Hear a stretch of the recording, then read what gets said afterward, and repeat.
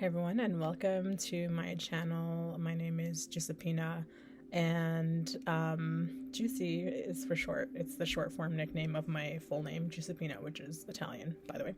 The female version of Giuseppe, which I'm sure you're familiar with. So, let's get started. I talk about various topics that have to do with healing, our subconscious programming, and also lots of topics about autism now as well. So, let's get started. Now, I'm going to talk about why we have a hard time, integrating into society. Not that some of us who have been high masking, especially for us females, high functioning, as they like to call us, which we're not because we're imploding inside so badly. But as high masking folks, we kind of integrated really well because we became experts at being what was wanted, needed, and able to blend in perfectly and stuff like that. But eventually, those people who did integrate into society end up with severe burnout. Okay, so there's it gets split into two: people who were unable to really integrate into society, or the people that end up integrating with their high masking and end up in severe burnout. So let's talk about what makes it so difficult. So right off the bat, you have, the idea that autistic people or neurodivergent people in general, I'm not really familiar with every type of neurodivergence out there, or as some of the people coined the term, neurodiverse, neurocomplex, and things like that. And so basically, we have, not to mention our sensory, beginning with our sensory overwhelm of things. We go into the world and everything already feels overwhelming. That's number one. And then add to that our inability to kind of pick up social cues and various other things around us, and just not being able to decipher what people mean by things, because people don't mean what they say oftentimes, which is very confusing and weird. And so people are going through life being in a certain way that we maybe don't understand, or we think we understand, but it's going over our heads, and we're thinking we're understanding, and we're very naive to things, which I made a video about. It's actually, I think, my most viewed video with almost 2.5k views right now. But we go through life already in this vastly different experience. And so that makes it incredibly difficult for us. It's exhausting, it's strenuous, it's anxiety producing, it's a lot of things. It causes us to emotionally react, causes us to feel overwhelmed, like I said. And so right away, just trying to integrate with society is overwhelming just for those reasons alone. Now, let's talk about another really big reason why it's hard for us to integrate into society. And I'm not sure if it has to do with PDA, or mostly, I don't think it's just PDA. I think it's more than that. And that is the fact that autistic people often do not understand social hierarchies. And we love rules, we love order, we love all of those things if there's logic to them, if it makes sense, if it's fair, if it's just, if it's all those things. So when we have hierarchical structures in our society and things like that absolutely make no sense whatsoever, and that we need to adhere to these rules and things and respect this person, and that this person's in charge just because of a title or whatever, it kind of becomes difficult for us. This is why a lot of autistic people struggle with people of authority, because not unfortunately, well, it is unfortunate, but a lot of people in authoritative roles, or whatever you want to call it, are not people who really should be in those roles. And a lot of those roles should not even exist. A lot of these hierarchical structures that we have should not exist. They make no sense.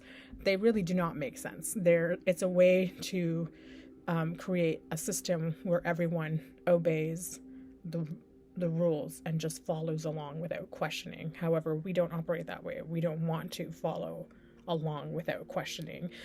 So these hierarchical structures don't make sense to us. And so we have difficulty adhering to these types of things because of that. And we don't think that someone should deserve more respect or be treated better than everyone just because they hold a title or because they have more money or something. And that we often treat people exactly how they are as a person. We judge people by who they are as a person, if they're a good person, if they're fair, if they're honest, if they're just, if they are all these really good qualities. Because, you can look at our history and stuff like that, especially in the most recent years, but we don't have any type of leadership who is actually a leader. When we think about people, because autistic people love people who are just like, they can lead and are wonderful and are great. Like, we love people who are inspiring and things like that. We love people who are whatchamacallit, for the people and really help to support everyone, who are authentic and honest and transparent and all those things. But that doesn't really exist so much anymore. And neurotypicals, or the neurotypical world, tends to be very non-transparent, very non-authentic, and all of those things. And so I think that we have a very hard time adhering to those structures. Some of those people, especially like ADHD kids, have a hard time in school adhering to the structures and rules and things because they don't make sense to them. And, one of my friends said that her therapist for her child said something to her that was amazing. And, we force these kids from a young age to do something. And she was saying, imagine having a child who is unable to walk and they're in a wheelchair, but you force them every single day to get out of their wheelchair and walk. And so this is what trying to make kids go to school sometimes feels like for those who struggle immensely with these types of things, because school is a very structured type of, I guess you can say,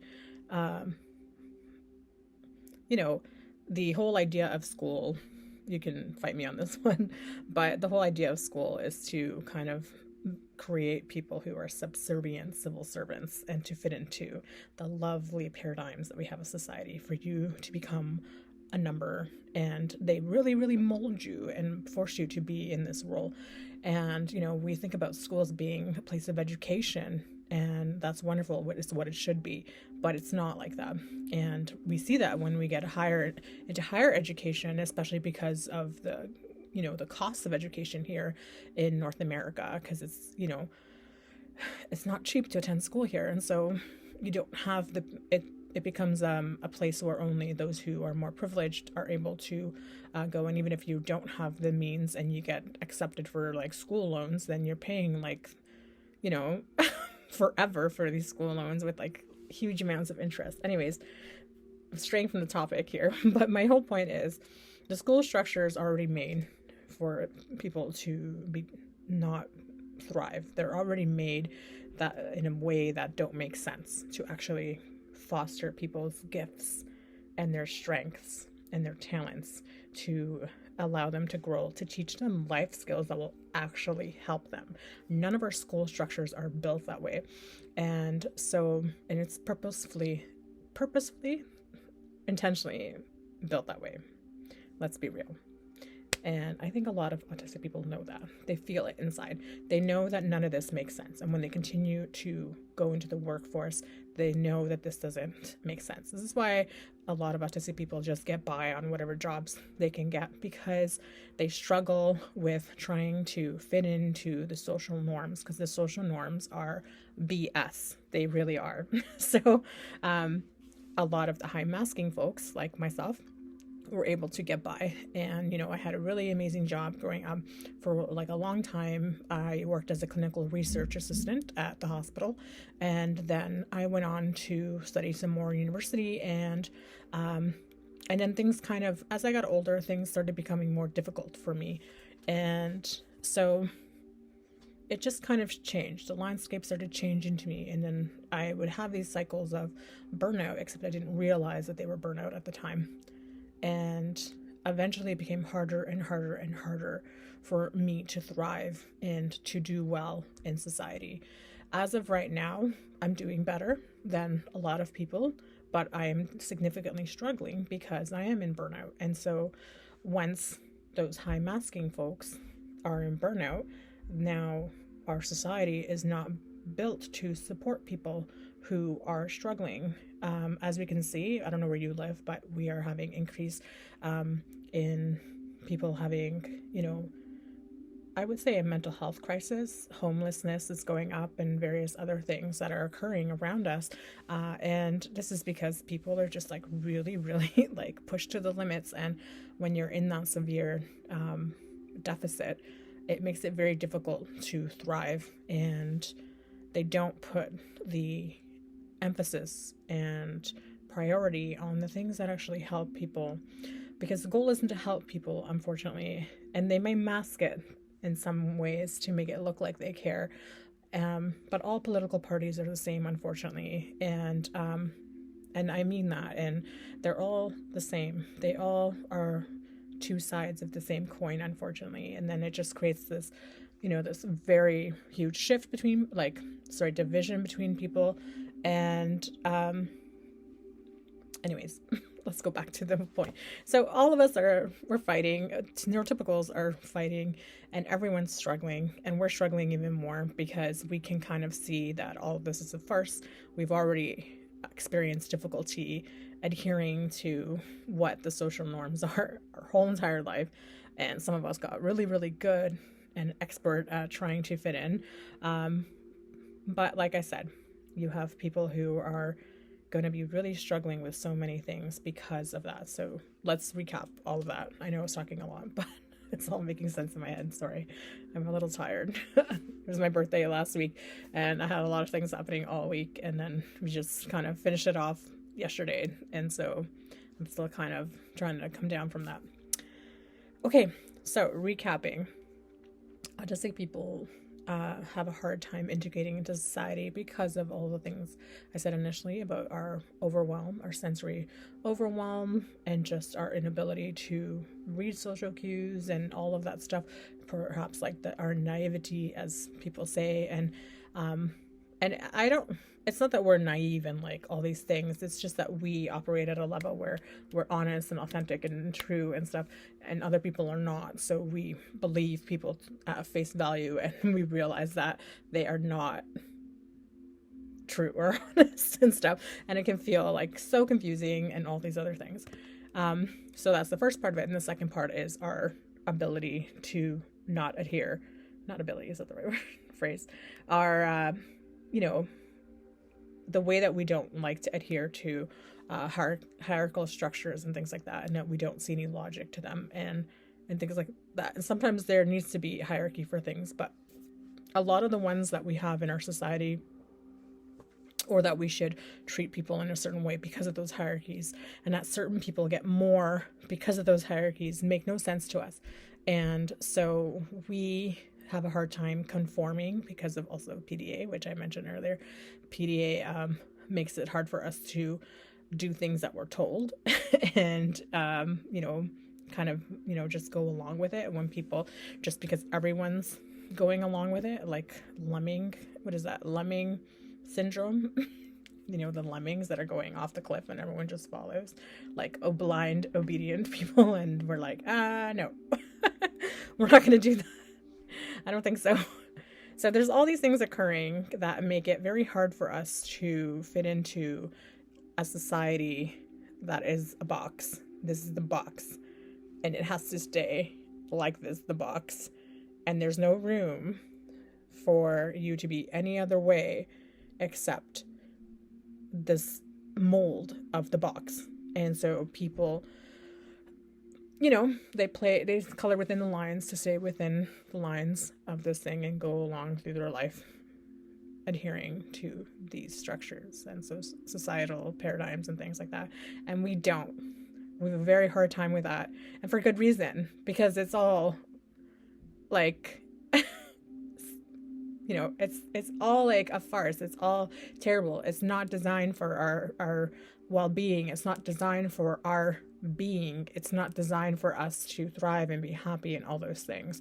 So I think it's very good reason. So the thing that is the most upsetting part about this is that it comes off as us being the ones who are disordered, when essentially we are the canary in the coal mines, because we can see that there's something very wrong with everything.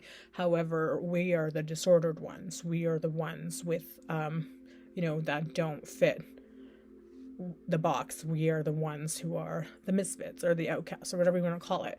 But are we? Are we really and truly? You can think about that if you want.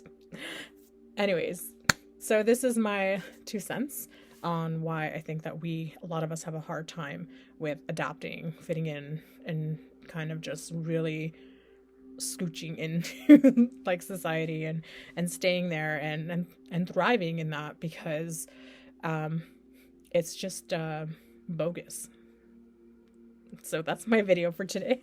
I hope you found it helpful. This is for, I think that this is a lot is going to change. And I love that all these people are realizing that they're complex and neurodiverse, because it gives us a chance to have these conversations and to possibly create something much different, much better, something that feels more congruent with our being and who we're meant to be, and that focuses on people's differences and their gifts and abilities and things like that, and helps people with more support, helps people with more care and concern and all those things that are really, really important, that we need as a society, that we need as a community and things like that. So this is my video for today. I hope you like and subscribe. I would really appreciate that so much. And thanks for coming along. And I love all the comments you guys leave. I just think they're awesome. And I love that I'm connecting with so many of you on here. So thanks for being here. Take care, and I'll talk to you soon. Bye.